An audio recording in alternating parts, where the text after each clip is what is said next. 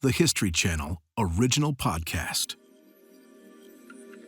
History This Week, December 16th, 1773.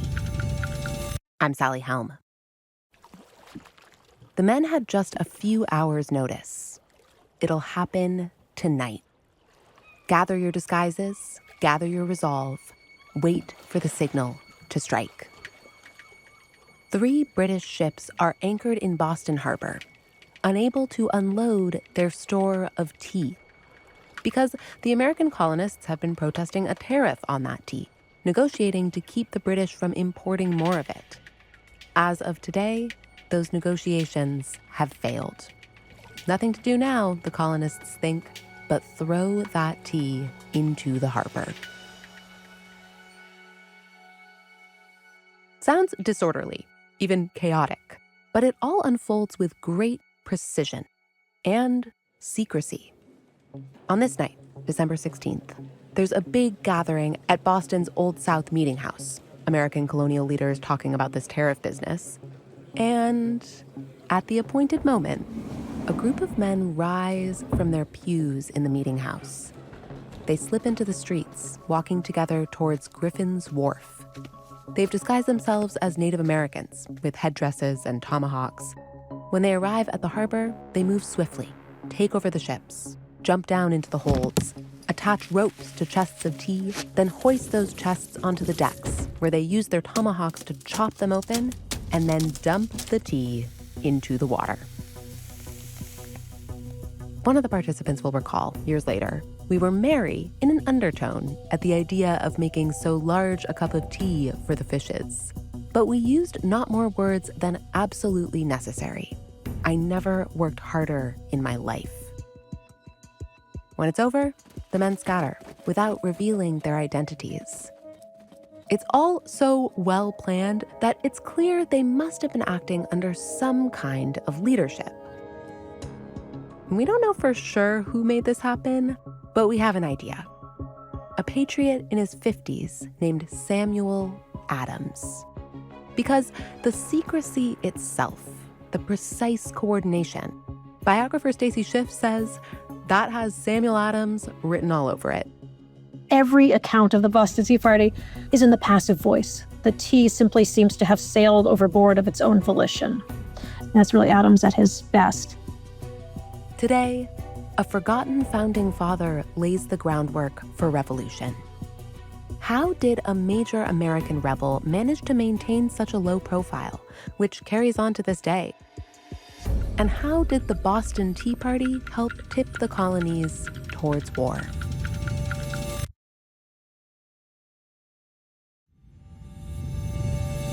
It's 1732, 41 years before the Tea Party.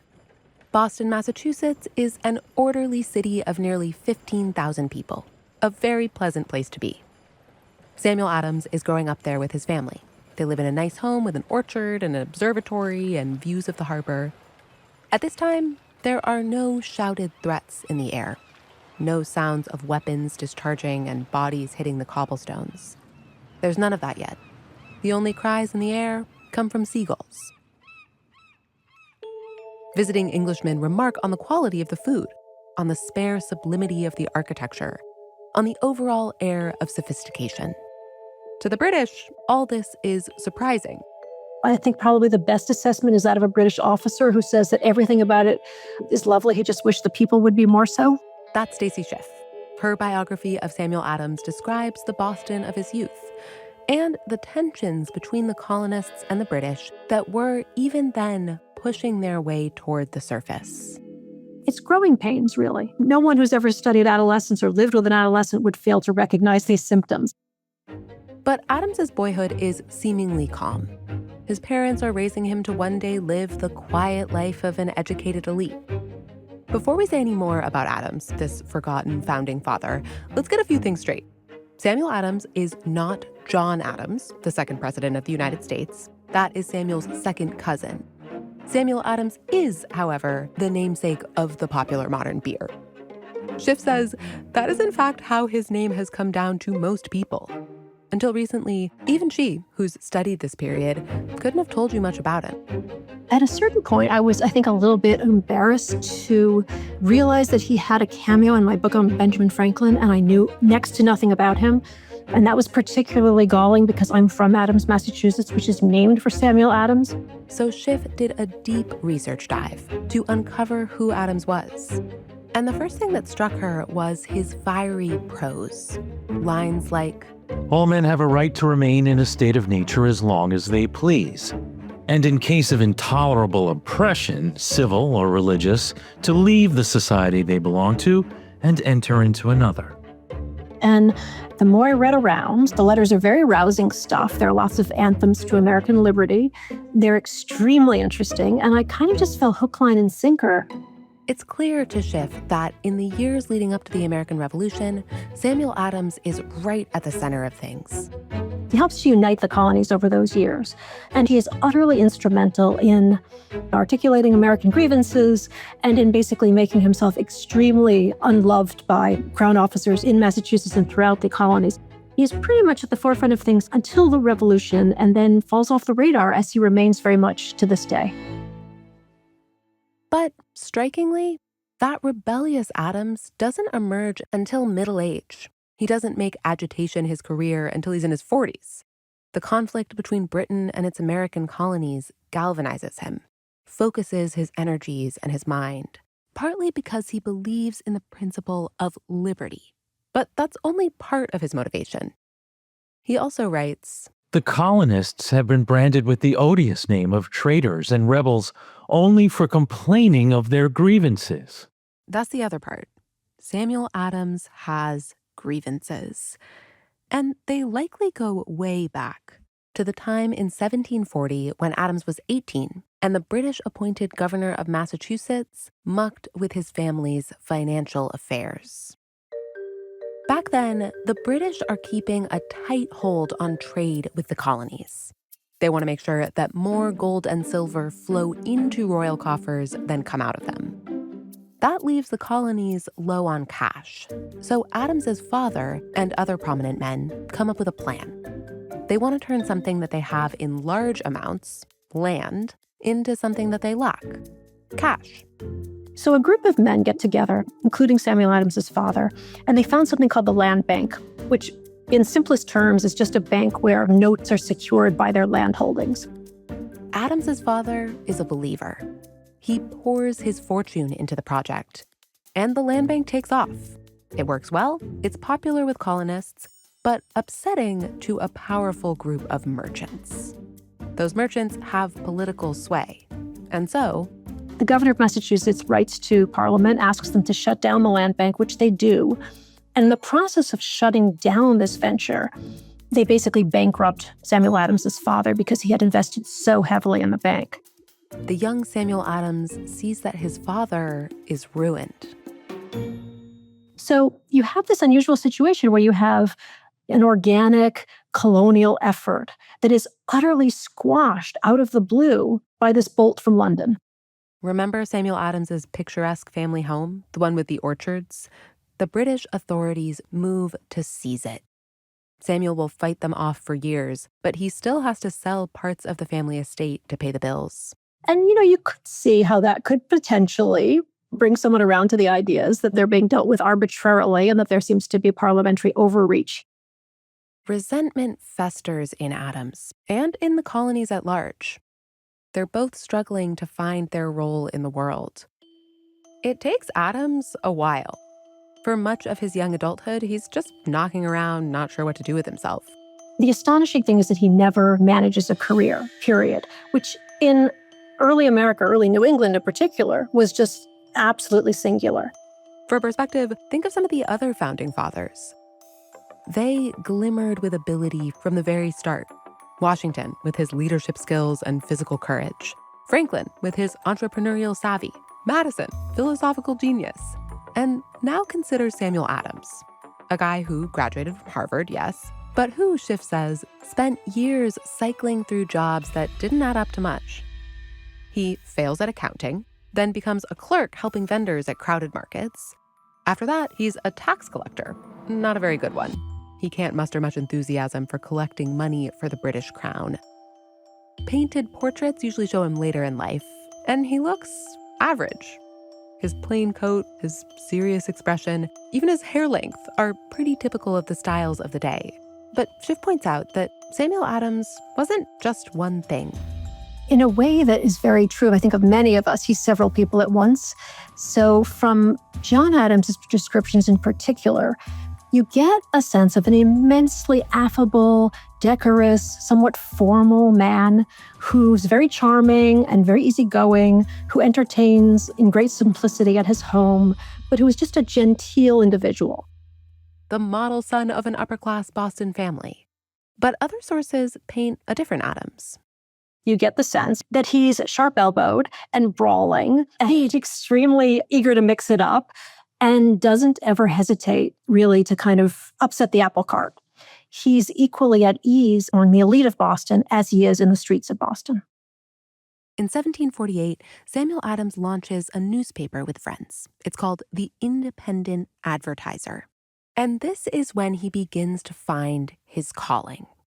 He writes editorials lashing out at the British and articulating an early version of America's democratic ideals.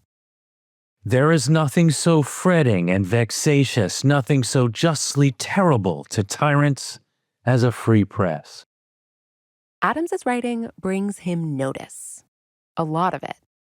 And soon, his objections to British rule will focus in on one man, Thomas Hutchinson.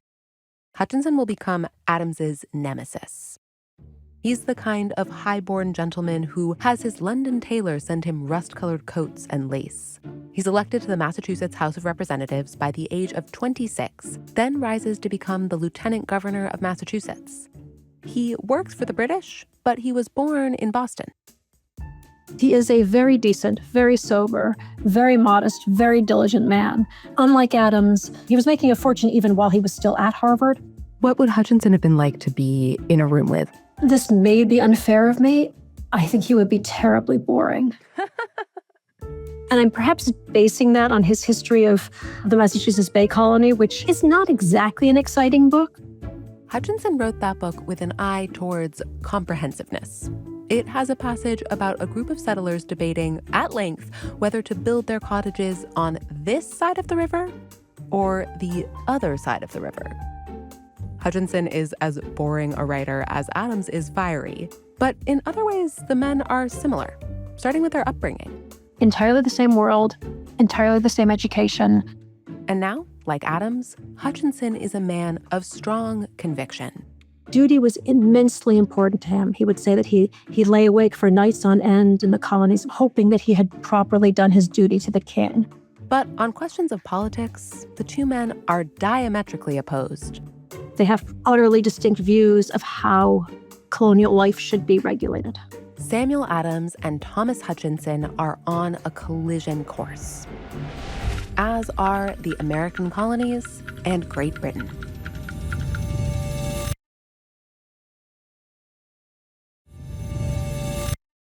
In the 1760s, British authorities were saying to themselves, how lucky the Americans are to be ruled by us. We're like their caring parent. We send our troops to protect their borders, to keep them safe from Indians and French invaders. But that costs money. And so, dear little colonists, you'll need to give us more of that. More money. Stacy Schiff explains. So essentially in the 1760s, Great Britain looks to the colonies. They seem to be prospering beyond anyone's wildest imaginings. And yet the amount of money it's costing to administer the colonies is proportionately great, and the revenue is proportionately small. So the British do what they've done before. They raise taxes and prepare to endure some colonial grumbling. But this time, they get more than they bargained for. The tax they've levied is actually raising revenue for the crown, not just covering costs.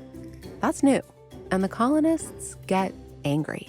Resistance begins to travel sort of up and down the East Coast. Everyone comes around to this idea that, wait a minute, we are not complicit in our own taxation, therefore isn't this an arbitrary decision? Taxation without representation. Does that start to be said around this time? Absolutely. And Hutchinson himself will say, yes, it is taxation without representation. This is overreach on the part of the British administration. Hutchinson, who lies awake at night thinking about how he can serve the crown. Even he thinks it's too much. But still, he keeps doing his job, looking after British interests. Meanwhile, the colonists around him can't stop talking about this latest tax and how it might be just the beginning. Samuel Adams, at this point, is helping to foment opposition to these taxes. He writes, "If our trade be taxed, why not our lands or produce? In short, everything we possess." Sure enough, in 1765, the British levy a tax on paper, the Stamp Act. By law, all paper in the colonies now requires a special stamp. It would apply to almost anything, a deed to your home, your legal documents, the playing cards, your Harvard diploma. Pretty much any piece of paper you could name would require a stamp. And all that stamped stuff would be taxed. This does not go down well in Boston. There's a lot of street theater around this, which, I think we all heard about in grade school in a vaguely amusing way, but was really threatening. Like a mob makes an effigy of a Boston tax collector and hangs it from a tree. Adams is writing about all of this. He doesn't seem to be complicit in the violence. He does what any smart member of the opposition should do at this point, which is that he downplays it tremendously. In August of 1765, 2 weeks after that effigy swings from a tree, Thomas Hutchinson sits down to dinner in his elegant home. A dinner he will not finish. Word comes to him that a mob has formed. It's attacking nearby houses and heading in his direction. Hutchinson flees with his children. Good thing for him, because the mob destroys his home.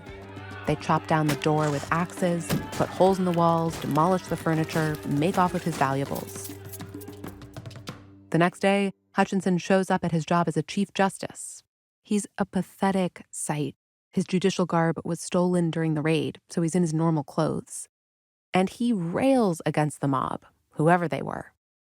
So what does Samuel Adams think of all this? After all, he too lost parts of his family estate back when the British moved to seize it. It's conceivable that he might be sympathetic, but Stacy Schiff says, not really. To Adams, the blame for the anger of the colonists lies squarely with the British. If Thomas Hutchinson has felt the wrath of his fellow Bostonians, too bad. Hutchinson will make demand after demand to be reimbursed, obviously, for the damage to his home. And Adams seems to stand in the way of that reimbursement on principle. So, there does seem to be something between Adams and Hutchinson, even as early as this point. In terms of like a personal beef? Yeah, there's clearly something going on between the two men there, which we can't document. One thing we can document is that on September 30th, 1768, the British turn up the heat. Royal Navy ships sail into Boston Harbor. It's very tense. There's a soldier in Boston for every Boston family. This amounts to a military takeover of Boston, with no end in sight. There's a great deal, obviously, of dissatisfaction with the fact that the town has been occupied by these men who are obviously, not necessarily church-going, children-loving friends to meet in the street. So it's a little bit gnarly. Adams pours his version of the gnarliness into vivid dispatches for the Boston Gazette. And he also expands his reach. It's at that point that he and his colleagues start a sort of news service. Adams's accounts of the conflict in Boston become regular reading far and wide. These kind of lurid sensationalist items about various assaults on women, various guns in the chest and knives in the throat, all of these brutal encounters between the soldiers and the population. And those accounts are sent out of Boston to New York and Philadelphia so that the other colonies hear about poor martyred Boston, and then only later printed in Boston, by which time no one's really sure if it ever really happened in the first place. So it's a kind of genius fake news operation. Is he especially skilled at that, or is he just especially prolific? I would say he is a master propagandist, yes, in the sense that he seems to be able to pull these ambient ideas out of the air and crystallize them. He's by no means the only person who's opposing British policy at this point, but he seems to be able to pin it to the page very colorfully and very artfully. In his dispatches, Adams hammers home the fact that the colonists have essentially no say in their governance. They, the colonists, have as much power in Parliament as they did to choose the Emperor of China. Or, London knew about as much about them as they did about the moon. Thomas Hutchinson is reading these stories too. And he fears that these are just paving the way, essentially, to something like the Boston Massacre. On March 5th, 1770, he's proven right. The moon shines down on a blanket of snow as a lone British sentry stands guard outside the customs house. A crowd surrounds him. Insults begin to fly. A redcoat captain, hearing the commotion, calls for reinforcements. The troops post up around the sentry and raise their bayonets, the blades glinting in the light. The crowd advances. The detachment of soldiers then let loose with a volley of bullets. Men fall. Their blood stains the snow. This all happens very quickly. Nobody's really sure who instigated what, but it's massive chaos in the immediate wake. Bells ring out a makeshift signal to rally the local militia. By now, hundreds of people are out on the streets. So the town has gone quite wild. Thomas Hutchinson comes on the scene and does his best to restore order. Hutchinson has tried to calm everyone. He's essentially said, go home. I've got this. Justice will be served. Let us please find out precisely what happened. But a lot of colonists aren't satisfied with that. They don't want to wait. Instead, they decide to confront Thomas Hutchinson. And the man they choose to do it is Samuel Adams. He goes to address Hutchinson at a meeting of the Governor's Council, while his fellow colonists wait nearby at a town hall meeting of their own. The British officials on the council are in a room ringed by painted portraits of their forefathers. Adams stands before them. He addresses Hutchinson directly. So John Adams leaves us this depiction of Samuel Adams essentially reading in the Riot Act, telling him that if the troops are not immediately evacuated, there will be blood in the streets, and that Hutchinson should consider his own life to be in danger. Hutchinson understands the threat, but makes a counteroffer. At first, Hutchinson will agree to remove one regiment. Adams brings the offer back to the colonists at the town hall meeting. Soon enough, he leaves that meeting to tell Hutchinson, if you have the power to remove one regiment, you have the power to remove them all. Adams, who doesn't normally gloat, will admit that he saw Hutchinson's knees tremble and that he enjoyed the sight. Hutchinson and the Governor's Council give in. So it's this sort of monumental showdown of the people demanding something and, in a funny way, outmaneuvering the authorities. Adams has scored a victory, and he can sense that tensions will only continue to rise. The colonists need to be ready. So, in the years after the massacre, he begins an effort to connect Boston with the rest of Massachusetts and eventually with other parts of the colonies. He forms these groups that aim to share information and hone revolutionary ideals. The groups have a pretty boring name. They're called the Committees of Correspondence. I think he picked that name to be as inoffensive sounding as possible. So nobody would sort of say, wait, these are revolutionary, these are proto-terrorist committees. I mean, it's like when you're a kid and you have a diary and you call it, my book instead of my secret diary so that nobody's going to think it's interesting. It's the same kind of thinking. He tried to make it sound just utterly anodyne, and they do. Totally. It works. I mean, but what you're saying is that what he's doing is actually really important. He's laying this secretive foundation for the revolution that is going to come eventually. But yeah, what he essentially does with those committees is he just wires the continent. It's like an electrical network that he's formed. That network is ready for the next British provocation. And in 1773, that provocation arrives. It has to do with tea. The Crown decides to let the British East India Company flood the colonial market with their tea.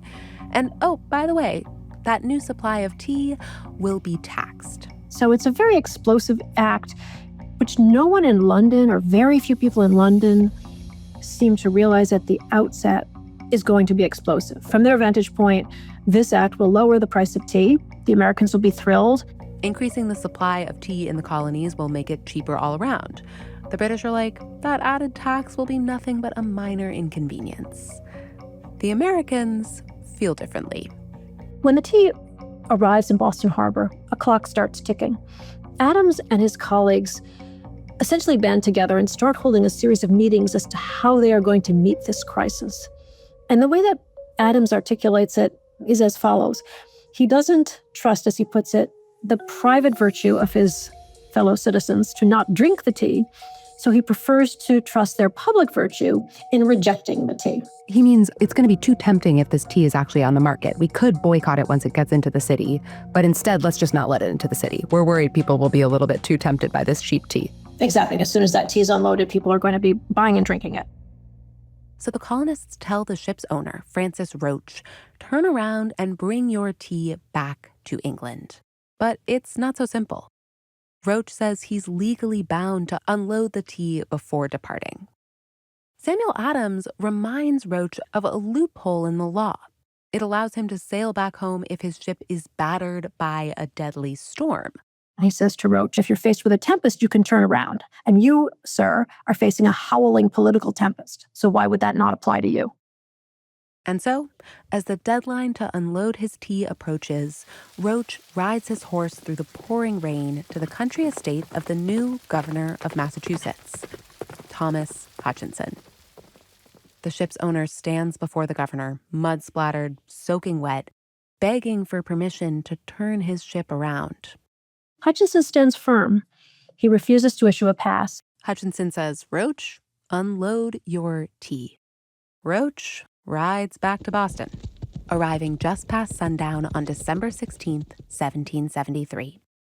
He tromps into the Old South Meeting House and delivers the bad news to a crowd of 6,000 people, a crowd that includes Samuel Adams.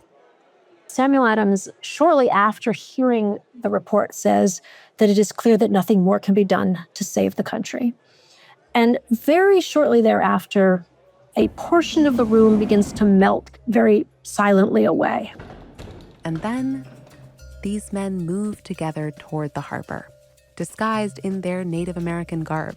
There does seem to be this almost jeering at the British. You know, you think we're a bunch of savages. We're going to show you. American Indians had already established themselves as avatars of independence. Let us show you what that means here. Another benefit? No one can tell who they are. But we know one person who isn't among them, Samuel Adams. He stays behind with John Hancock and other rebel leaders. Hancock and Adams very conspicuously remain behind at the Old South and miss the most fateful moments in American history and miss the dumping of the tea into the harbor. He and the others couldn't hear the sounds from the harbor, Schiff says. But some British officers later described what those sounds were like. They could hear the splintering of the chests. There obviously would have been the noise of the rigging being maneuvered throughout this. They could hear cheers. The protest takes 2 hours, and it goes off without a hitch. Or as Adams will say, the whole thing was conducted with decency, unanimity, and spirit. And we know that everyone at the end of this just goes home extremely quietly, that there's no commotion in the streets afterwards. There isn't any commotion, but there is some quiet celebration. We hear from Thomas Hutchinson afterwards that Adams was never in greater glory than he is at this moment. So the implication is that there's a certain amount of gloating about what's happening. And yet Adams, this well-known agitator, this man who has spoken of the virtue of rejecting British tea, you can't easily pin this on him. After all, he was in the Old South Meeting House at the time. He clearly wasn't one of the men splitting crates open with a tomahawk. I mean, it's one of the rare moments where we know precisely where he is. and he's there for very much clearly for a reason. That reason? Essentially an alibi. Still, pretty much everyone knows that Adams was involved. Some of the men who witnessed all this later give testimony in London, and they name Adams as the chief conspirator. So there's a fairly good indication that if he didn't mastermind the thing, he was at least complicit in the masterminding of it. It is, in fact, if you think about it, a perfect crime in the sense that there is no perpetrator. So it is very Adams-like in the sense that the principles rise above the perpetrators. The principle of independence, which, in the wake of the Tea Party, takes off in a major way. Parliament reacts to the tea protest with a series of drastic punishments. They start by closing Boston's port and demanding that its citizens pay for the ruined tea. And because of the machinery that Samuel Adams has already set in motion through the committees of correspondence, the other colonies will react to what is truly now Boston's martyrdom with enormous sympathy. Those committees that had formed a kind of revolutionary electrical grid for the colonies, they are ready for this moment. After the Tea Party, the current just begins to run so much more quickly from north to south. After that, things happen fast. Anger over the punishment in Boston leads to the First Continental Congress. And before too long, the colonists' desire for independence has broken out into a full-blown war. During that war, Samuel Adams keeps a low profile that still persists. Why is he a forgotten character in the first place? Who made that happen? I think he's to some degree complicit in his own disappearance. Adams is not vain. He's very modest. Obviously, he's operating in the background. His entire methodology is based on the no fingerprints school, so he really does need to remove himself from the scene. There's an amazing moment in John Adams's writings in which he describes cousin Samuel at the Continental Congress feeding his papers to the fire. And Samuel Adams, I know, this just like breaks the biographer's heart. Yeah, you must have been like, no. And I had trouble writing that scene, exactly. And Samuel explains to John that he needs to preserve the anonymity of his colleagues, that he doesn't want anyone to be compromised. They're fomenting revolution. Obviously, the whole point is you can't leave a paper trail. So to some extent, he does pretty much erase the record after him. I forget that they would have wanted to cover their tracks because I feel like we all spend so much time like reading the tracks that they did leave, you know? But you're right, it would have been dangerous to leave those letters lying around. And I think that was one of the other things that so thrilled me about the story was we forget the peril that these men are in at that moment. We all know that Paul Revere gets on his horse on, April 18th, 1775, but where is he riding? And suddenly it dawned on me, he's riding to warn John Hancock and Samuel Adams that as the two most wanted men in Massachusetts, they are about to be arrested for treason. Wow. And I think we tend to think, oh, Paul Revere, he just rode off to war in the countryside. I think we forget the destination at the other end. Which was Samuel Adams. Which was Samuel Adams, exactly.